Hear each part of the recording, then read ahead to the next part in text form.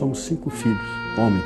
3 nasceram em Minas Gerais e 2 no Rio. Mas minha mãe gostava de ter os filhos em Belo Horizonte. Eu não sei por que o Ezequiel e eu ficamos por lá. Todos os filhos têm nome simples.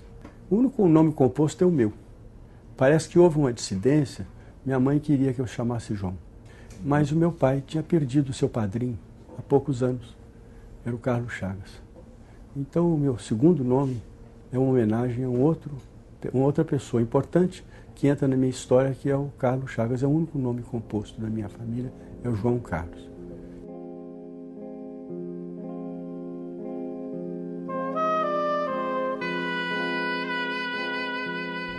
Antes da doença de Chagas, tem toda a epopeia do Oswaldo Cruz. Carlos Chagas é um derivado do Oswaldo Cruz. Carlos Chagas foi um assistente do Oswaldo Cruz. Não foi o primeiro, foi o terceiro.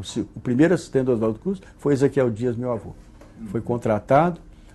Lá ele era um médico, também formado em farmácia, lá de Macaé. Foi ser auxiliar de bacteriologia do Oswaldo Cruz em 1902.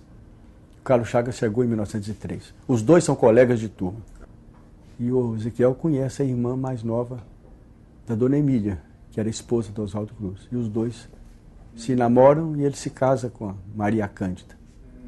É uma família que foi ajuntando, era um núcleo muito importante de cientistas, gente que estava querendo fazer ciência, que estava aproximando a medicina moderna, que tinha sido retomada desde o Visconde de Saboia, lá pelos finais do século XIX, transformando aquela medicina empírica, aquela medicina descritiva, aquela medicina empolada em medicina de evidência, medicina de laboratório, de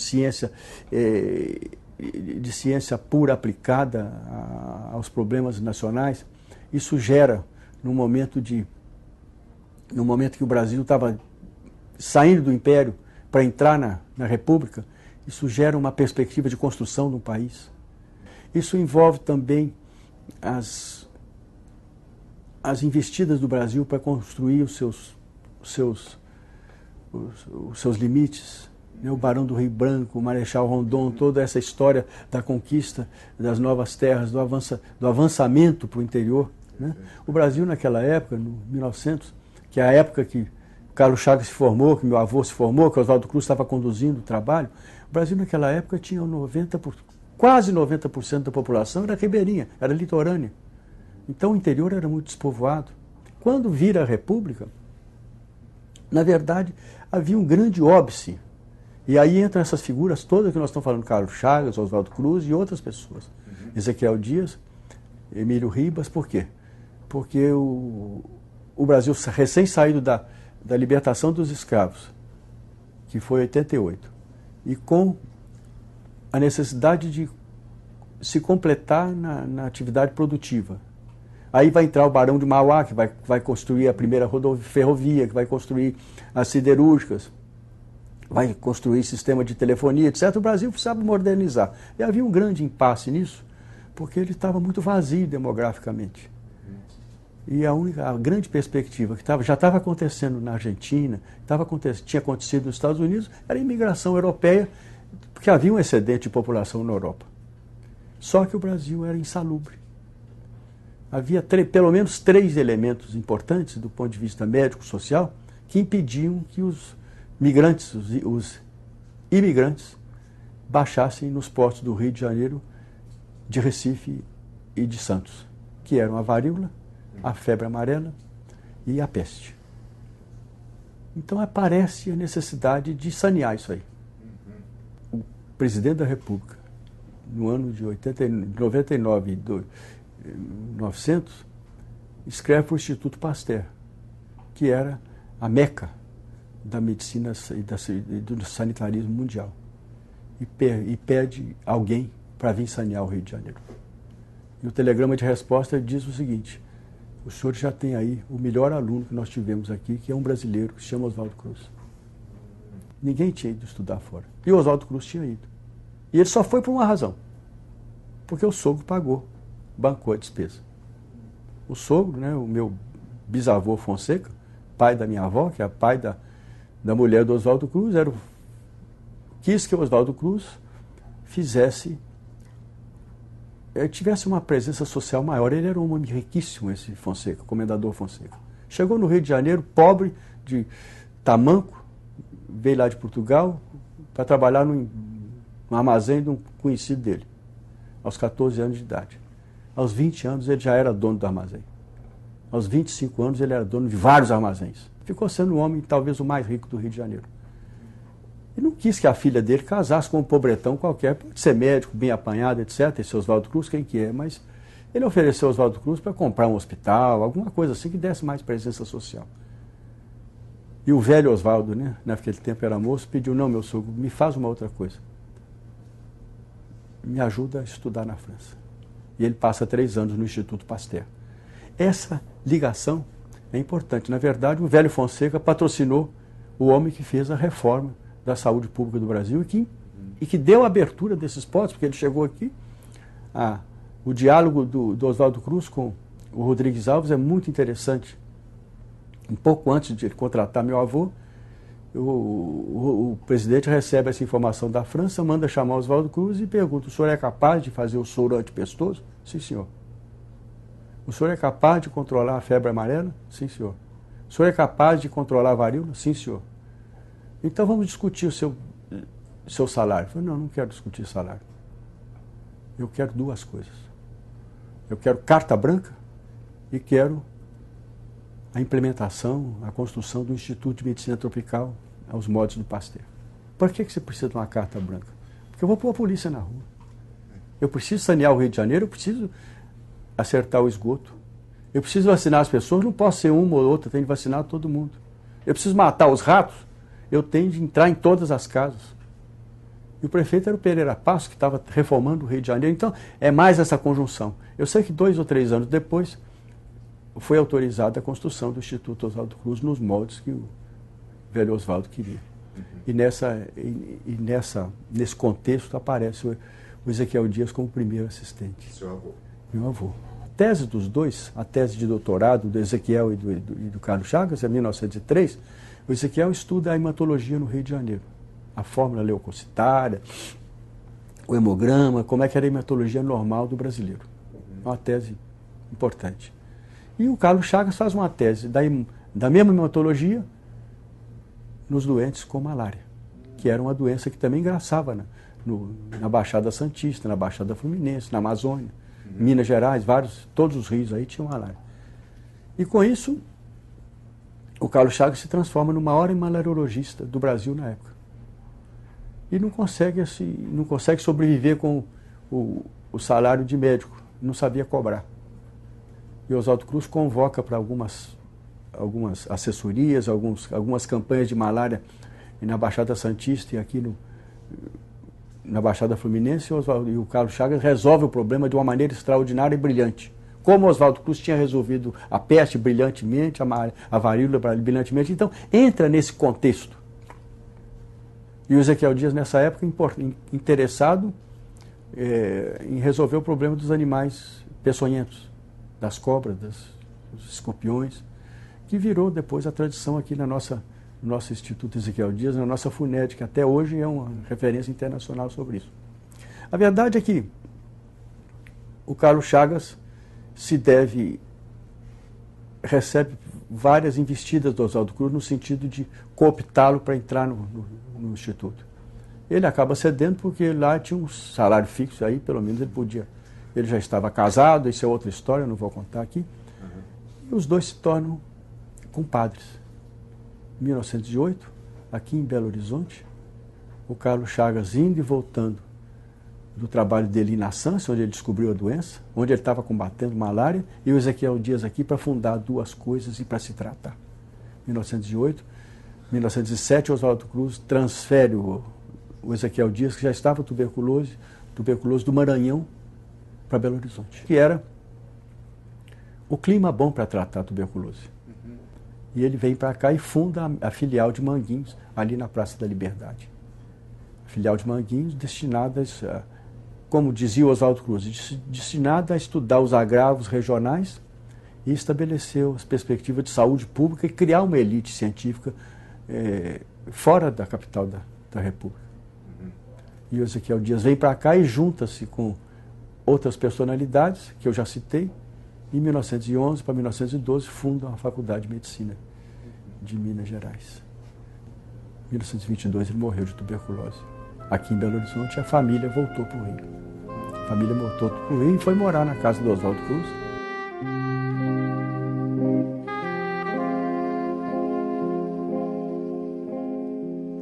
E o Emanuel fica no Rio de Janeiro, faz seu curso de medicina, forma-se em 1930, defende tese em doença de Chagas. Afilhado do Carlos Chagas, ele é orientado pelo Carlos Chagas. O Carlos Chagas foi fazer o trabalho dele em malária. Ele foi lá para limpar o surto de malária que estava acontecendo lá no Arraial das Tabocas, né? São Gonçalo do Bicudo, que é um pouco adiante Curvelo, que hoje chama La Sance, uma estação. Menos de um ano, dos 300 e poucos funcionários da construção da estrada que estavam com malária, ele reduziu isso aí a 5%. Fez um trabalho extraordinário. E foi durante a estada de Carlos Chagas lá que a estrada de ferro chegou a Pirapora. Isso era a ideia do Pedro II. Pedro II queria entrar pelo interior do Brasil e utilizar a via navegável do São Francisco. E como já havia o ramal em Barra do Piraí até Belo Horizonte, da estrada de ferro, era chegar até Pirapora, onde era o primeiro porto do Rio São Francisco, e levar até Juazeiro, até o norte da Bahia. E realmente deu um avanço extraordinário na região, porque o comércio aumentou demais e diminuíram meses de transporte de carga e de gente do norte, do nordeste para o sul do Brasil e para a capital federal. E o Carlos Chagas possibilitou isso. Ele lá, então, mexendo com esses estudos, ele era muito bem preparado, os cientistas de Manguinhos eram muito bem preparados em protozoologia, microbiologia, entomologia, estatística, clínica. O Carlos Chagas tinha tudo isso em altíssimo nível. Ele encontra, numa viagem a Pirapora, ele é apresentado a um inseto, esse inseto que chupava sangue das pessoas, ele examina o inseto, acham um micróbio no seu interior, e logo ele vai ver que esse micróbio era um micróbio que era patogênico, não só para macaco, mas também para saguês, para cobaias, para ratos, para gatos, para cachorro. E o inseto vivia dentro de casa, o apelido era barbeiro, porque estava associado às pessoas. O Carlos Chagas, sem dúvida nenhuma, imediatamente intuiu a hipótese de que aquilo podia ser também transmitido às pessoas.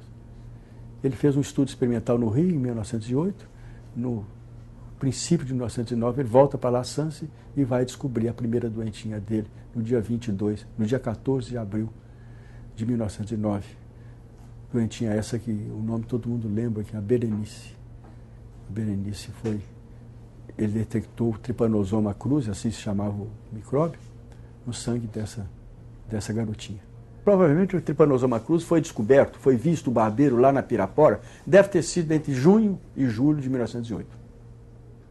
No dia 27 de julho de 1908, nasceu meu pai. E o Carlos Chagas, toda vez que ele passava por Belo Horizonte, fazia a baldeação do trem, ele passava 2 dias com Ezequiel na casa dele. Isso também facilita a ligação entre os dois amigos e o convite para batizar aquela criança. Meu pai é da idade da descoberta do Trypanosoma cruzi. O Carlos Chagas não podia, como ele não tinha muitas condições, ele mandou, antes dele ir ao Rio, dele voltar para o Rio, ele mandou o micróbio, através de barbeiros infectados, mandou para o Oswaldo Cruz, que era seu chefe, seu amigo, que era um grande pesquisador também, e o Oswaldo Cruz mandou um telegrama para ele. Trypanosoma micróbio recuperado no macaco. Venha a Rio. Chegou morto de cansado, às 8 da manhã, Oswaldo Cruz estava esperando lá na Central do Brasil, já foram direto para o Instituto para ele ver o Trypanosoma. E não teve dúvida. É um Trypanosoma e o nome vai ser Cruzi. Cruz é genitivo de cruz. Trypanosoma cruzi, em homenagem ao Oswaldo Cruz. O Carlos Chagas vem para o Rio e passa aqui 4 meses. De setembro a janeiro. 1908, 1909. E nesses 4 meses ele faz o ciclo evolutivo, ele faz o ciclo do inseto, ele recupera o Trypanosoma em cultura, ele recupera o Trypanosoma em gato, em cobaia, em camundongo, em macaco, em cão. Ele faz um trabalho que normalmente podia gastar anos para fazer. A malária demorou décadas para fazer isso. A febre amarela só foi descobrir a relação com o mosquito anos depois da descoberta, nem sabia que era um vírus. E o Carlos Chagas fez isso em 4 meses. A descoberta estava feita. O trabalho tinha sido brilhante, mas não havia muitos doentes. Não havia muitos doentes. O Carlos Chagas dizia, há muitos doentes. E os detratores dele, não há muitos doentes, você não está achando os doentes. E logo, muito cedo, ele falou, o principal evento dessa doença é o coração arrítmico e o coração cansado. É a cardiopatia crônica, que ele descreveu perfeitamente bem, mas tinha poucos doentes. Ele, através do Oswaldo Cruz e de um assistente dele, de um colega dele, o Arthur Neiva, mapearam todos os lugares da América que tinha barbeiro. Todos os lugares da América que tinha barbeiro dentro de casa. E todos os lugares da América que tinha barbeiro dentro de casa que tivesse infectado pelo tripanosoma. E o Carlos Chagas colocou o seguinte postulado: se tem barbeiro, está infectado, está dentro de casa, tem gente doente. Então essa doença existe desde o México até a Patagônia. E é exatamente o quadro atual é esse. Só não é assim porque essa doença existe desde o sul dos Estados Unidos até a Patagônia. Meu pai era herdeiro do Carlos Chagas, foi considerado o principal, ele era o segundo assistente do Carlos Chagas, o primeiro era o seu filho Evandro, que foi um grande cardiologista, mas que morreu muito cedo, morreu num desastre de avião em 41, e o meu pai acabou assumindo esse espaço lá no Instituto Oswaldo Cruz, em Manguinhos.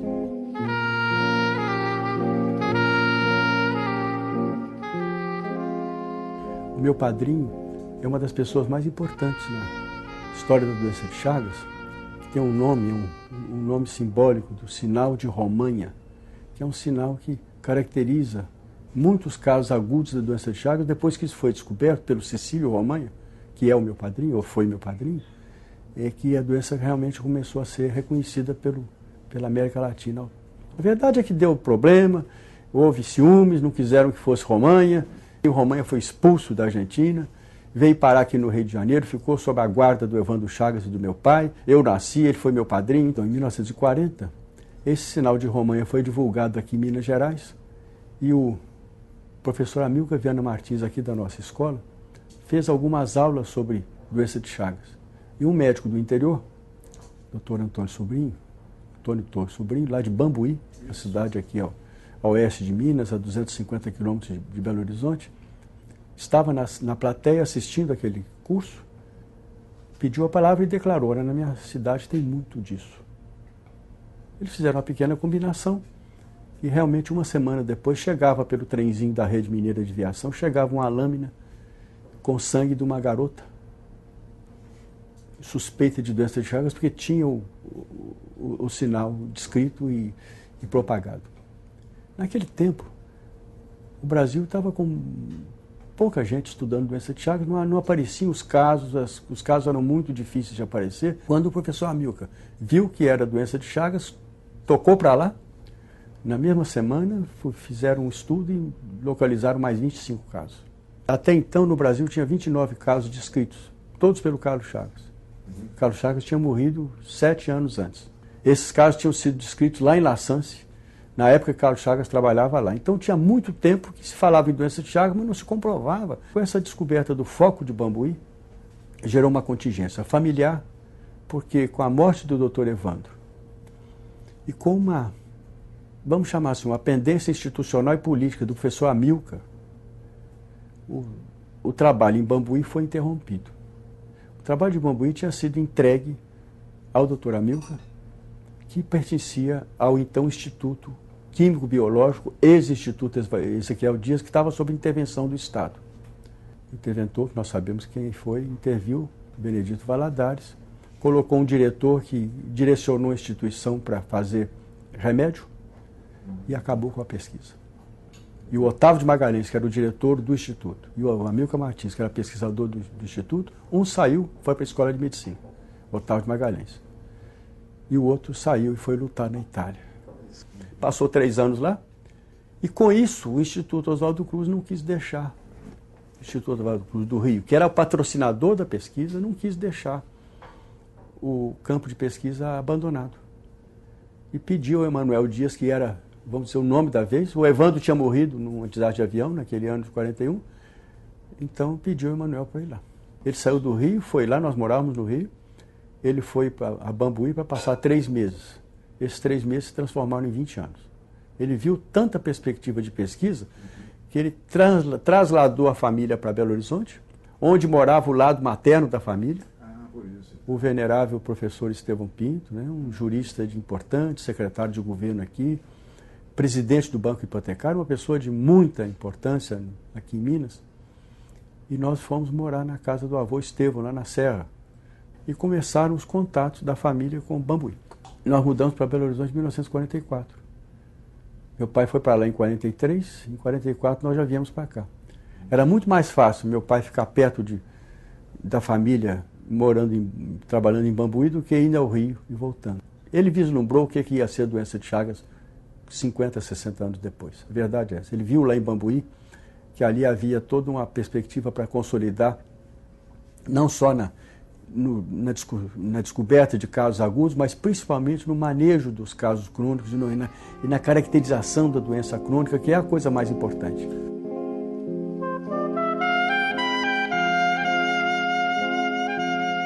Aí passa a infância da gente, muito feliz aqui em Belo Horizonte, morando lá na chácara, lá na Serra, com a família da minha mãe muito unida, gente muito boa, professor Orlando de Carvalho, professor Ademar Rodrigues, vários tios a família do Amilcar ali perto, o Colégio Arnaldo, estudando lá. Depois o Instituto Evangélico de Lavras, que a gente resolveu dar um descanso para minha mãe. 5 meninos endiabradíssimos em cima da minha mãe. Meu pai falou, vou mandar metade para fora, para o colégio interno. Mas é um colégio extraordinário, lá o Gamo, Instituto Gamo. Esse colégio extraordinário, aquilo foi uma das melhores coisas que podia acontecer na vida da gente, de disciplina consciente, de interação da gente com a natureza, é uma chácara enorme, está lá até hoje. Estimulava atividades universitárias, estimulava a pesquisa, a gente fazendo científico, fazendo pesquisa. Eu fui no científico, eu tinha 15 anos. Quando a gente ia muito a Bambuí, eu via meu pai fazer isso, eu tirava eletrocardiograma, eu examinava barbeiro, eu capturava barbeiro nas casas, eu tinha acesso aos estudos com os inseticidas. E as férias em Bambuí eram muito gostosas, né? A gente andava a cavalo, nadava na lagoa, as primeiras namoradinhas apareceram ali, em cidade do interior, né? Aos 15, 16 anos, uma descoberta. E aquela comidinha de interior, o pai muito querido, muito trabalhador, deixando a gente à vontade, deixava o carro com a gente para a gente guiar o carro aos 15, 16 anos, aquilo era uma festa. Mas a figura do pai era muito forte. Interessante como é que ela emulou só um dos 5 filhos, que foi ser médico, fui eu. É interessante dizer que o colégio nunca fez proselitismo na vida da gente, eu era católico, continuei católico, inclusive a formação bíblica, que é muito mais forte no colégio evangélico do que era aqui no colégio Arnaldo. O colégio Arnaldo insistia muito mais no catecismo, nos ritos, etc. E o Gamo insistia muito mais na Bíblia, na palavra de Deus. Meu pai ia lá ficar com a gente e a gente tinha imaginado em fazer o estudo médico na Praia Vermelha, na Faculdade Federal, Faculdade Nacional de Medicina, lá na Praia Vermelha, ali na Urca, no Rio de Janeiro, que era onde tinha estudado meu pai e o pai dele que eu ia estudar. Aí um dia eu recebo, no final do terceiro científico, eu recebo um telegrama do meu pai. Escolha Ribeirão seus estudos médicos. Porque ele tinha ido a Ribeirão dar uma conferência, Ribeirão Preto, e lá estava emergindo um núcleo de doença de Chagas da melhor qualidade. Melhor qualidade. Uma faculdade moderna, com laboratórios excelentes da Universidade de São Paulo. Então foi essa a indicação que me levou para Ribeirão, e eu tive a sorte de passar no primeiro. Não teve cursinho, não teve nada, fui lá, passei e já entrei no curso médico, sempre pensando em fazer uma medicina que fosse voltada para a clínica, mas eu não esquecia dos trabalhos do meu pai. Então eu passei esses 6 anos de medicina voltado para a clínica. Eu fui basicamente um clínico, e depois a gente começou a amadurecer a ideia de que era preciso ser clínico do interior. Então a gente era o grupo de estudos que nós tínhamos na nossa turma, e um grupo de ação católica que eu participava, que começou a desenvolver essa tese de medicina do interior, que precisava de uma formação boa em pediatria, obstetrícia e clínica. Então eu fiz eu forcei as três disciplinas.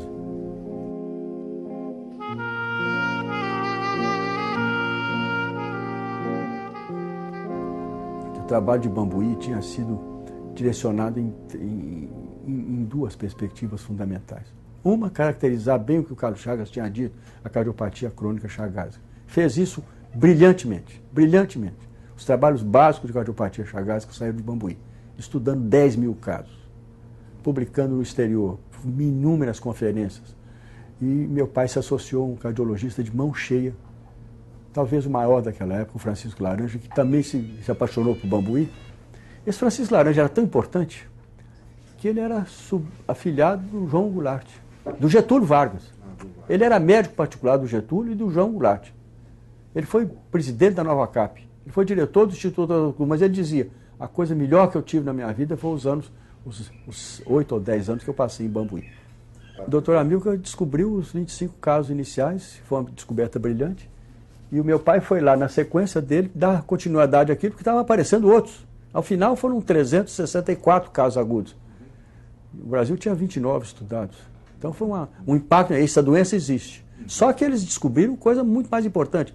Tinha 364 casos agudos, mas nós tínhamos mais de 10 mil casos crônicos, numa cidadezinha que tinha 15 mil habitantes. 60% da população tinha doença de Chagas, da população adulta tinha doença de Chagas, das quais quase a metade tinha uma alteração cardíaca. Então, vamos dizer, entrou pela doença aguda, mas afunilou na doença crônica, que era muito mais importante. Todo mundo tinha doença crônica e era preciso descrever aquilo. E com os trabalhos de Bambuí, todo mundo aprendeu a descrever doença de Chagas crônica. E o meu pai se deu conta de uma terceira dimensão, porque a primeira é o caso agudo. A segunda são os casos crônicos com cardiopatia. Mas o meu pai se deu conta que havia um outro desafio mais importante do que os dois outros. A produção da doença. Essa doença é produzida por barbeiro dentro de casa. Então meu pai se transformou, ele era um protozoologista, ele se transformou num clínico e se transformou num sanitarista.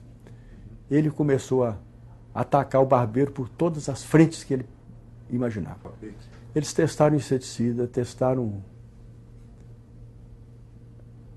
gasolina, querosene, testaram soda cáustica, testaram gás cianídrico.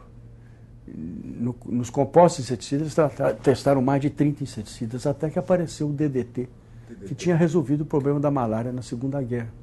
Foi uma coisa, um dos fatores da vitória aliada na Segunda Guerra foi dominar a malária das frentes de trabalho, de batalha, principalmente no Sudeste Asiático e no Japão. Foram testar o DDT e não funcionou. Só que tem uma molécula parecida com o DDT, que estava meio esquecida, também foi experimentada, o BHC, HCH, que não é o mesmo DDT, mas é um benzeno hexacloroformado, que tem uma ação extraordinária contra o barbeiro. Eles sabiam que matar barbeiro é fácil, agora precisava de ser um composto que tivesse uma ação residual. E o DDT não tinha, o querosene não tinha, o fosfopireto não tinha, a rotenona não tinha, nada tinha. Mas o BHC teve mais de 60 dias, entre 60 e 90 dias. Por quê? Porque o ciclo biológico do barbeiro demora 21 dias para os ovos eclodirem. Depois ele demora mais alguns meses até chegar às formas adultas e aí começa a povoar. E um barbeiro bota 200, uma barbeira fêmea bota 200 ovos por ano. Então, se você deixa chegar até o fim do ciclo, que são mais ou menos 4 a 6 meses, dependendo da época do ano, você pode fazer uma explosão geométrica, uma escala geométrica, num instante uma casa está com 500 barbeiros, 600. E foi achado em Bambuí a casa recorde mundial de teratoma em festas com 11.300 barbeiros. A casa com uma família de 7 pessoas. Então esse aí foi o desafio do meu pai. E ele convence ao poder público, através de um amigo que ele tinha, ele chega a 2 amigos. Um era o diretor do Serviço Nacional de Malária da época, o Mário Pinotti, que depois chegou a ministro. E o outro era o próprio ministro, o Gustavo Capanema. Naquele tempo era o Gustavo Capanema, era ministro da Educação e da Saúde. Só que meu pai não chegava no Capanema.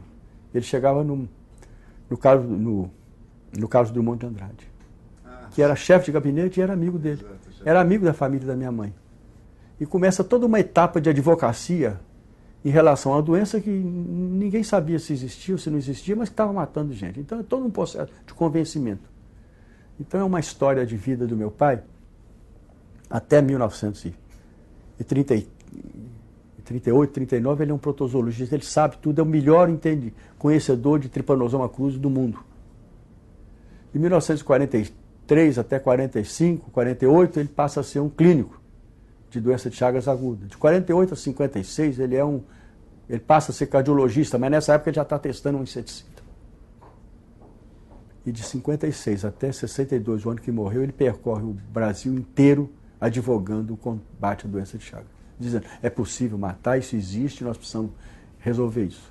Convence a Organização Mundial da Saúde a fazer os trabalhos nos outros países, vai aos outros países, ele vai à Bolívia, vai à Argentina, vai ao Chile, vai ao Paraguai, ele foi à Venezuela várias vezes, ele vai a Costa Rica, ele vai a Honduras, ele vai ao México. Ele tinha acabado de conseguir que o programa brasileiro tivesse uma expansão. Ele começou aqui no Triângulo Mineiro, expandiu para São Paulo, os paulistas fizeram. Meu pai foi ao Jânio Quadros, meu pai foi ao Carvalho Pinto, meu pai foi ao Mário Pinotti várias vezes e foi a todos os ministros que sucederam. Meu pai foi ao Juscelino, que era amigo dele, e o Mário Pinotti, que era um idealista também, já tinha feito a limpeza da malária não amazônica no Brasil, embarcou nessa com meu pai e ficaram grandes amigos.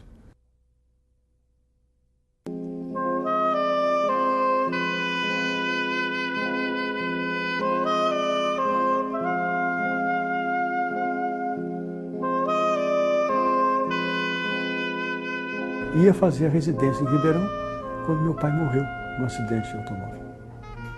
Há 3 meses antes da minha formatura. Ele morreu em outubro de 62, eu formei em fevereiro de 63. E com a morte dele, eu me decidi, escrevi para a chefia lá do Instituto Oswaldo Cruz, dizendo que, olha, esse trabalho dele não pode ficar interrompido. O que faltava fazer? Ele dizia que faltava fazer 2 coisas. Uma, instalar a vigilância epidemiológica da doença. E outra, fazer o estudo longitudinal dos casos agudos que ele detectou lá na década de 40 e de 50, ver como é que eles evoluíram esse período todo. Basicamente, a minha trajetória foi nesse sentido. Eu me apliquei ao Instituto Oswaldo Cruz. Lá de Ribeirão Preto, eu já saí direto para o Instituto, lá no Rio. Fui fazer estágio em cardiologia, fui fazer estágio em epidemiologia, fui para Bambuí e dirigi Bambuí até hoje. De 1963 até hoje eu dirijo Bambuí. Mas a vigilância contra o barbeiro é diferente. Você joga o inseticida, melhora as casas, tudo isso a gente trabalhou. Tem muito trabalho publicado, tanto num sentido como no outro. Só em uma passão que o inseticida BHC foi caindo na dificuldade, não é no descrédito, foi caindo na dificuldade porque ele foi abjetado pelos ambientalistas, pelos agrônomos, né? Porque ele faz dano ambiental, ele se deposita, etc. Podia ser usado em saúde pública. Nessa época começaram a aparecer os piretroides, e eu experimentei os piretroides aqui no René Rachou, foi o primeiro. O barbeiro é um inseto de biologia silvestre. Ele invade as casas porque algumas espécies aprenderam a entrar nas casas e entram nas casas por estratégia de sobrevivência, porque vão buscar comida e abrigo. E tem de ser casa de má qualidade. Casa de boa qualidade, o barbeiro fica muito exposto. Ele não consegue se aninhar, ele não consegue fazer grandes colônias. Então, desde o tempo do Carlos Chagas, a primeira hipótese de controle da doença de Chagas foi através da melhoria de habitação. Não era prioridade nos anos 50 do Brasil, já não era mais prioridade investir na zona rural. Na verdade, a doença não é que ela seja negligenciada. Quem é negligenciada é a população. A população é que é pobre, que não vota, que não tem expressão, que não tem liderança, que não tem força para se aglutinar, para fazer mecanismo de pressão, que não se associa. Então, a população rural que tem doença de Chagas é uma população realmente que está na subimagem da assistência social. E onde tem doença de Chagas é uma estratégia rural de sobrevivência, de um ganho muito pequeno, não tem mais-valia, são iletrados, não tem expressão política, são facilmente dominados pelos coronéis, que são os manipuladores de voto. Com pequenas migalhas eles podem votar em quem quiser ou não votam, não é? É uma população desassistida do ponto de vista médico. Então o problema, antes de ser médico, ele é social. É um problema social, um problema contextual de grandes macropolíticas. Depois ele vai para a periferia da cidade e vai fazer favela. Continua mais ou menos a mesma coisa. A sorte que nós temos é que o barbeiro não vai para a favela. Aqui no Brasil não foi. Uma sorte brasileira, o barbeiro não veio para Cândido Capital. Quem veio foi o doente e começou a doar sangue, que aí transmitia pela transfusão de sangue. Então as estratégias de combater o barbeiro, a primeira de todas, na época, o Carlos Chagas dizia, não temos um inseticida que mate o barbeiro. Na verdade, ele estava falando isso em 1910, e quando é que Emanuel foi descobrir com o Pellegrino o inseticida? Em 47. Foram 37 anos depois. Então houve todo um timing, um tempo para a evolução tecnológica até chegar no inseticida. E rapidamente, com essas ligações, esses entrosamentos com a área política, o meu pai chegou à conclusão que o negócio era fazer o Ministério da Saúde que tinha de assumir isso. E o orçamento do Ministério da Saúde não era para fazer casa. E nem ia fazer e nunca ia ser prioridade. Mas jogar inseticida podia. Que tem uma fase de ataque, que joga inseticida em todas as casas, depois tem uma fase de consolidação, que só joga naquelas casas que for achando no barbeiro, e cai numa terceira fase que não vale a pena ficar jogando inseticida ao Deus dará, porque baixa de uma infestação de 80%, 90%, baixa para um intermédio de 20%, que ainda vale a pena jogar inseticida nas casas, depois cai para 2%. É o que nós temos hoje no Brasil. Então não adianta você jogar inseticida em 100% das casas, nem convém, ecologicamente é incorreto, financeiramente é incorreto. Então, essa etapa, ou essa fase, ou essa filosofia se chama vigilância. E ela foi assumida em Bambuí. E aí eu entrei nisso, meu pai, realmente, ele estava lá nas duas primeiras etapas, a terceira ficou comigo. Ele falava em vigilância, mas não sabia o que fazer. A vigilância da malária era feita com postos de notificação instalados em lugares estratégicos. Nós resolvemos fazer um posto de notificação em cada casa de Bambuí. Mas quem que ia notificar? As crianças que fossem à escola. Então, nosso alvo de vigilância foram as escolas rurais. As 37 escolas rurais que havia em Bambuí, sob uma conjunção nossa com o pessoal do serviço, que naquela época se chamava DENERU, Departamento de Minas Rurais, com a prefeitura local e o governo do estado, promovemos durante 5 anos um treinamento e capacitação de professores rurais. Foi uma época muito linda na minha vida. A mesma perspectiva do Paulo Freire, da educação do Paulo Freire. A gente faz as coisas acontecerem, a gente busca a liberdade, criando a consciência das pessoas. Esse esquema hoje existe no mundo inteiro, graças a Deus, com notificação, a vigilância é feita pela própria comunidade através da detecção do barbeiro. Achou um bicho, que pode ser uma aranha, pode ser um marimbondo, pode ser uma lagartixa, pode ser o que for, mas que pode ser barbeiro, manda para uma entidade municipal, aí tem de ser municipal, porque não podia pôr não era para se colocar um agente federal em cada município do Brasil. O agente tinha de ser municipal.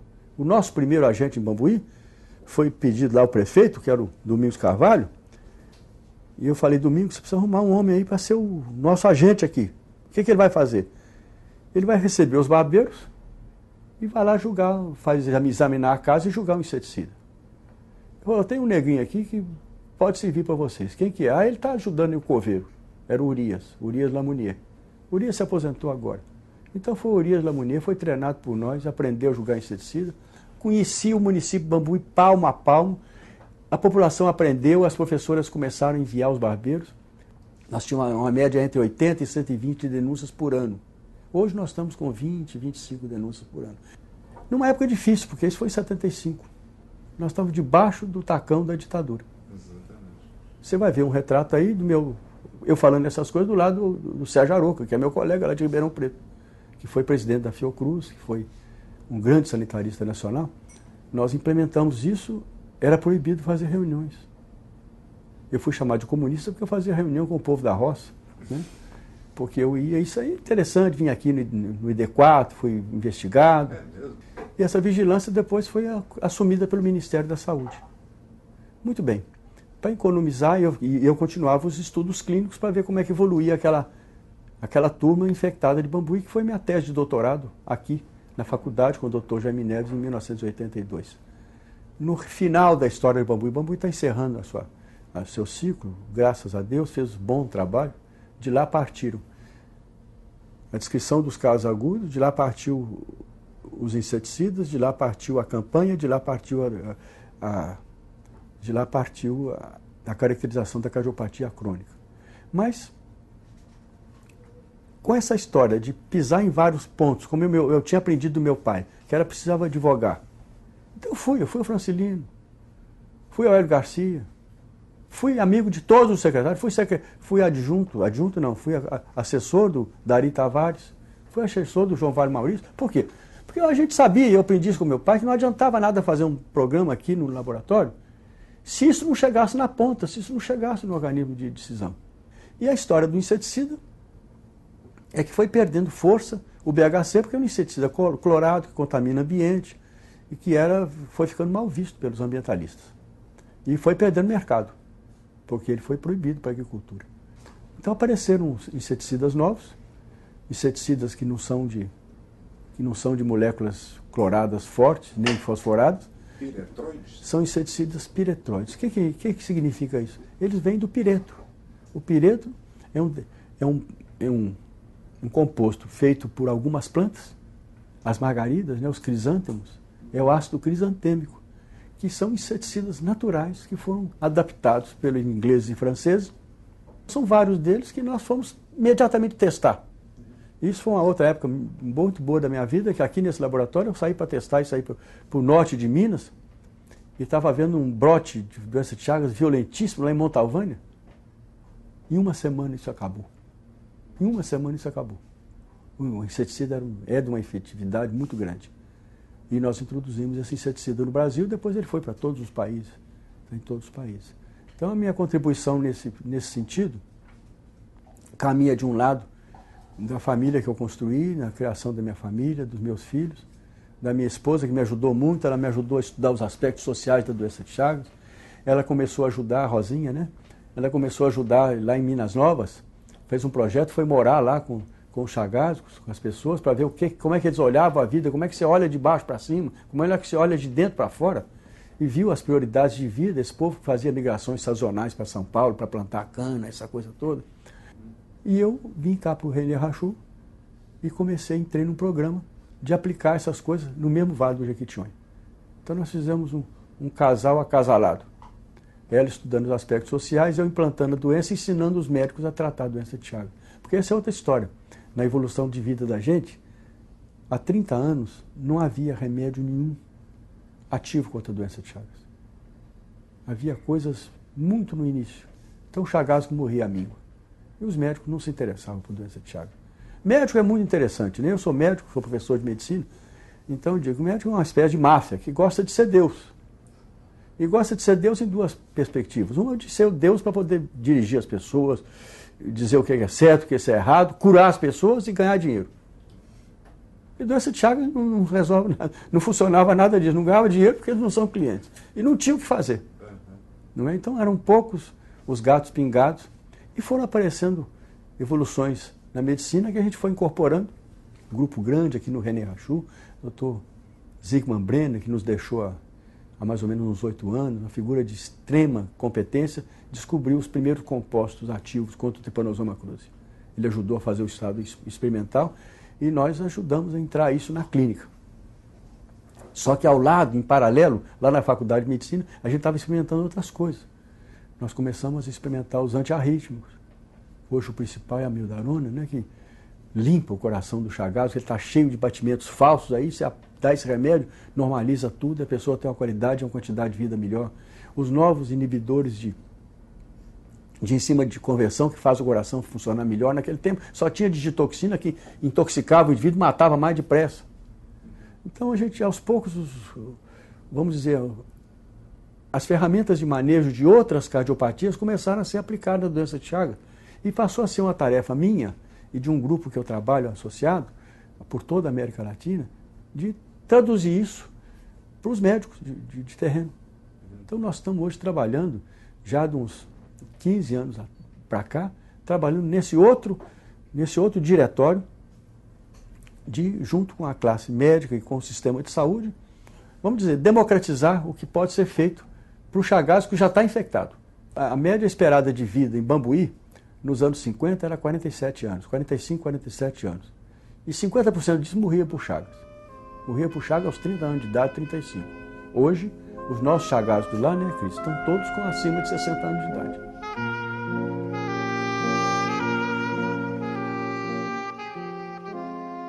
Em 84, 85, quando o Dr. Tancredo morreu, houve uma renovação do corpo social dos ministérios.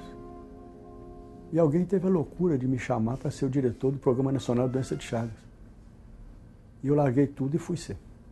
De 85 a 90 eu fiquei em Brasília dirigindo o Programa Nacional de Doença de Chagas. Isso ajudou muito para implementar de uma vez os piretroides, de implementar de outras vezes o controle do banco de sangue e também para implementar vigilância. Nós fizemos vigilância para esse Brasil afora. Eu conheço o Brasil todo, professora rural, é a historinha de Bambuí se reproduzindo, né?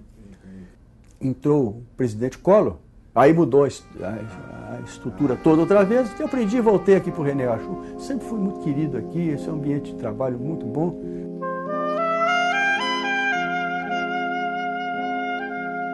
Em 91, em pleno concurso para professor titular, né, catedrático, titular da Faculdade de Medicina, onde eu fiz uma carreira desde auxiliar de ensino até professor adjunto. No dia seguinte eu fui convidado pelo Saraiva Felipe para dirigir a FUNED. E eu não pude dizer não. Então são intercorrências que aconteceram. Eu passei um ano na FUNED, aprendi muito essa instituição que é muito querida, a Fundação Ezequiel Dias, Instituto Otávio Magalhães, a fábrica de medicamentos, a fazenda produtora de soros, a escola de saúde aqui na Augusto de Lima, lindo trabalho. E era uma coisa que era reabilitar a FUNED, que ela tinha sofrido muito, tinha sido muito batida, tinha sido muito escanteada por muitos governos, colocada em quinto, sexto lugar de opção, sem recursos, sem nada, com uma equipe social muito sofrida. Então eu passei um ano lá vivenciando isso, com o professor Carlos Ribeiro Diniz, que é uma figura extraordinária.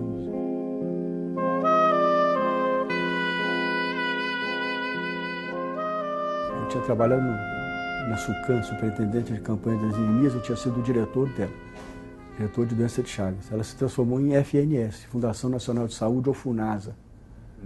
Então, estava sendo, no tempo do ministro Alceni Guerra, houve vários problemas com a FUNASA.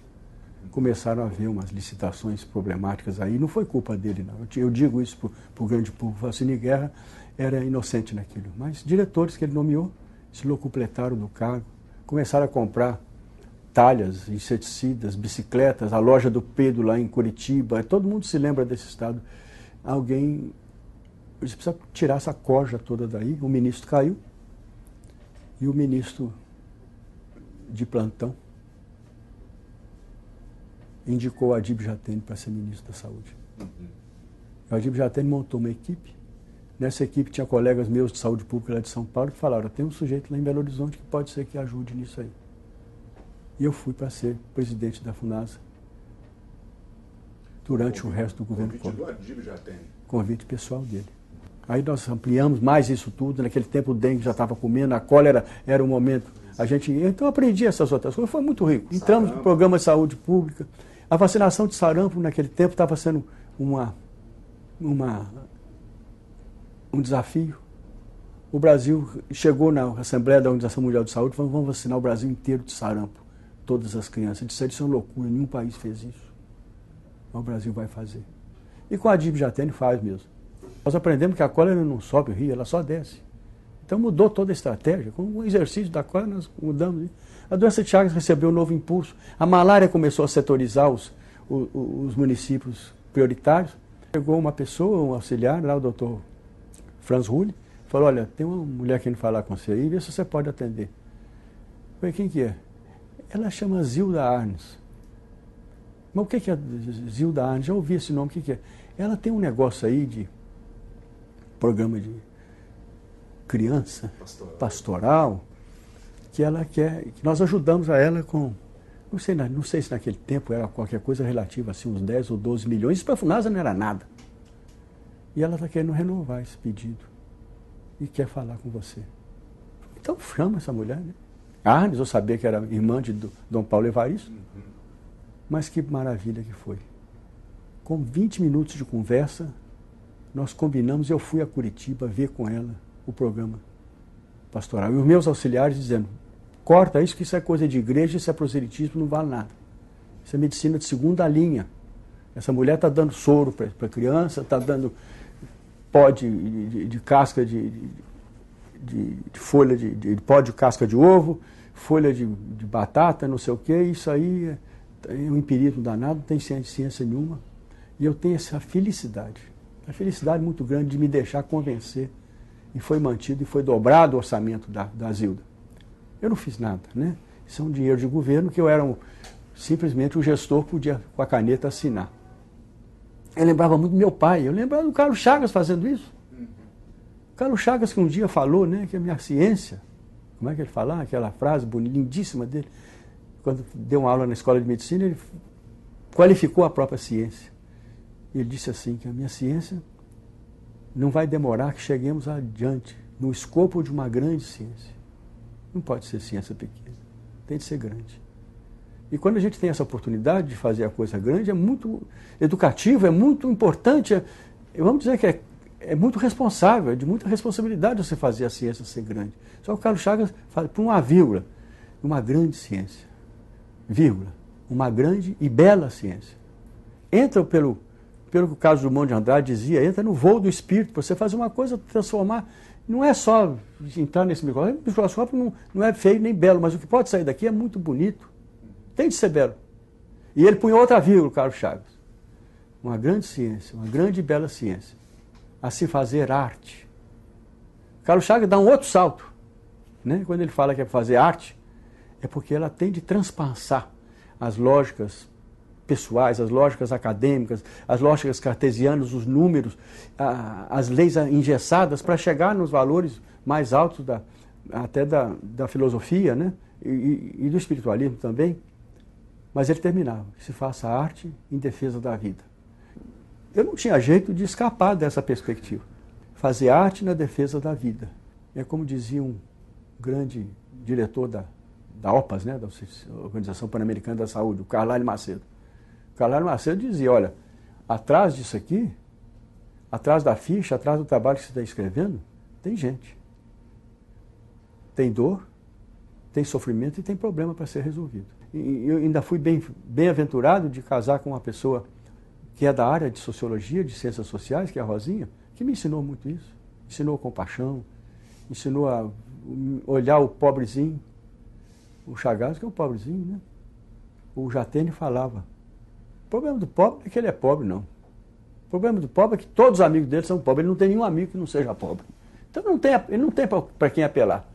A gente então se dá a chance, a gente que faz medicina, que faz ciência, ou que faz comunicação nesse país, tem essa chance, esse privilégio de ser interlocutor do pobre, da população marginalizada. Evidente, lógico que meus colegas médicos e estudantes de medicina têm todo o direito de querer se fazer na vida, ter um bom salário, essa coisa toda, mas antes de tudo ele está a serviço. Que é essa advocacia, a formatação das grandes políticas de saúde para controlar a doença de Chagas, que também nasceram no Brasil, essas nasceram basicamente no Brasil, e o meu pai foi o principal artífice delas, elas se locupletaram, elas se amplificaram em outros países. Fazendo o diagnóstico do trabalho que tinha de ser realizado, verificaram que o grande problema que havia não era técnico. E nem era necessariamente um problema financeiro. Era um problema de continuidade política nos programas. Então essa questão da continuidade em saúde pública é da maior importância. Continuidade na vacinação, continuidade na atenção à criança, continuidade no combate aos vetores, no combate aos ratos da hantavirose, ao combate da raiva, da vacinação da raiva canina, ao combate da hanseníase. É preciso continuidade, é preciso insistir, insistir, insistir. Então, houve uma conjuminação dos cientistas desses países, levaram a Assembleia de Saúde das Américas, levaram uma proposta. Foi convencido um presidente, o presidente da Argentina, foi convencido a propor uma atividade conjuminada dos 7 países em conjunto para fazer uma iniciativa em que os 7 países iriam trabalhar em conjunto, um visitava o outro, um ajudava o outro, teria reuniões continuadas, supervisão da Oficina Sanitária Pan-Americana, e esse projeto foi votado em Brasília em 1991. A reunião estava sendo em Brasília. E nós tínhamos posto no ouvido do Ministério da Saúde do Brasil que era preciso apoiar isso. Aí os outros países entraram. E de 91 para cá, a iniciativa do Cone Sul praticamente extinguiu o Teatoma em Festas, que é o principal barbeiro, nessa região, em vários pedaços dessa região, e o Brasil foi certificado. Foi certificado. E era preciso a gente estabelecer duas metas. Tem que ser coisa consequente e realizável. Eliminar o teratoma em festas e controlar o banco de sangue. Naquela época, o Brasil controlava 30%, 40% dos bancos de sangue. O que é controlar o banco de sangue? É fazer o exame prévio do doador, para ver se ele for chagasco, aidético, hepatítico ou sifilítico, ele não doa sangue. Isso só era feito em 40% dos bancos do Brasil. Hoje nós estamos com 99,x% de controle dos bancos. A Argentina está com 99%, o Uruguai está com 100%, o Chile está com 100%, o Paraguai está com 90%, a Bolívia, que foi o mais atrasadinho de todos, já está com 60%. Então, isso aí criou uma perspectiva que extrapolou, vamos dizer, a saúde pública, o sanitarismo meramente nacional, para criar raízes e criar compartimentos de ligação, de assessoria nos países vizinhos. E com isso, os países andinos fizeram uma iniciativa andina, imitaram. Os países da América Central fizeram outra iniciativa. Os países amazônicos fizeram outra iniciativa. E o México, que ficou por último de todos, está fazendo a sua iniciativa agora. Nada está totalmente resolvido ainda. Temos focos de transmissão de doença de Chagas por via oral. É preciso trabalhar isso direito. Temos focos de doença de Chagas acontecendo dentro da Mata Atlântica, que as pessoas vão lá fazer acampamento e montam a mochila lá e dormem lá no meio de barbeiro e depois ficam infectados. Temos no Panamá uma espécie de barbeiro que sai de cima da palmeira e entra na casa, morde a pessoa, infecta a pessoa e volta para a palmeira, então não adianta jogar inseticida na casa. Temos as mãezinhas que têm doença de Chagas, que podem transmitir numa perspectiva menor, mas podem transmitir para suas criancinhas. Temos esses 12 milhões de chagascos para tratar deles, para dar uma vida melhor para eles, para descobrir remédios melhores para eles. Doença de Chagas não é só coisa do Ministério da Saúde, não. Doença de Chagas é habitação, doença de Chagas é educação, doença de Chagas é formulação de emprego, doença de Chagas é ocupação de espaço. E a principal dissonância que existe em doença de Chagas hoje, a meu ver, é a dissonância entre o Ministério da Saúde e o da Educação. Um dos grandes problemas do programa de doença de Chagas hoje é que ele está perdendo os dados. Sabe por quê? Porque com a descentralização dos programas de saúde, cada município tem que fazer o seu. Então, antigamente, quando eu fui diretor da divisão de doença de Chagas, eu tinha uma equipe de 20 pessoas que corria o Brasil inteiro, falava com os estados, nós tínhamos dado a tempo e a hora. Hoje eu tenho de esperar. Hoje o colega que está lá tem de esperar que os 5 mil e tantos municípios, nem sei quantos que têm doença de Chagas hoje, mandem seus dados. E vou dizer a você que nem 30% estão mandando para poder justificar uma intervenção.